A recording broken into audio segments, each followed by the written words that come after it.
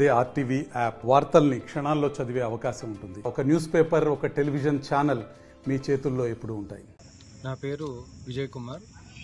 ఈరోజు సాయంత్రం 7 గంటల ప్రాంతంలో మా ఆవిడ బట్టలు ఆరేయడానికి, బెడ్షీట్స్ ఆరేయడానికి ఇంటిపైకి వెళ్ళినప్పుడు అతను వేరే వైపు కుర్చీ ఉన్నటువంటి వాడు మా ఆవిడ వైపు కుర్చీ తిప్పుకొని అసభ్యంగా కామెంట్ చేశాడు, ఏగి అని మాట్లాడాడు. దాంతో కోపం వచ్చినటువంటి మా ఆవిడ ఎందుకు అట్లా మాట్లాడుతున్నామని చెప్పేసి నిలదీసింది. చేతిలో ఫోన్ ఉండడం వల్ల ఫోన్లో వీడియో తీసావా అని చెప్పేసి అడిగింది. ఫోను తీసుకున్నది, కానీ గ్యాలరీకి మాత్రము లాక్ వేశాడు. గ్యాలరీకి లాక్ ఏంటి అంటే చెప్పలేదు. నేను మా ఆయనకి ఇస్తాను, తర్వాత మా ఆయన దగ్గర నుంచి ఫోన్ తీసుకో అని చెప్పేసి కిందికి వస్తున్నటువంటి సమయంలో మా ఆవిడ పైకి వెళ్ళి ఫోన్ తీసుకునే నెపంతో ఆమె చేయి పట్టుకునే ప్రయత్నం చేసింది. దాంతో ఆమె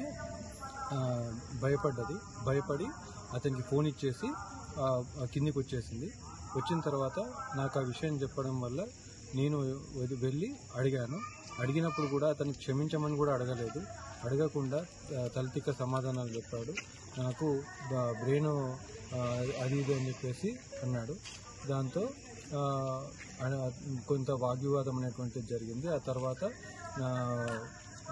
మూతి పైన కొట్టి కెమెరా ఉన్నంత వరకు మంచివాడిగా నటించాడు.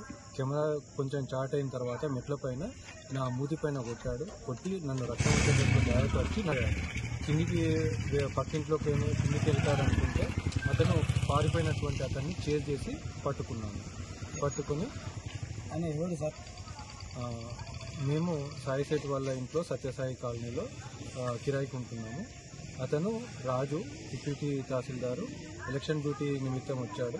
ఎలక్షన్ డ్యూటీ సమయంలో కూడా అతను మాట్లాడాడు, నేను అతను మాట్లాడాము అంత. కాకపోతే ఈ విధంగా అసభ్యంగా మా ఆవిడతో మాట్లాడడం, కామెంట్ చేయడం, ఆమె నాకు అది చెప్పడము, దాంతో అతను సరిగ్గా సమాధానం చెప్తుంటే విషయం అక్కడే అయిపోయేది. అతను అట్లా చెప్పకుండా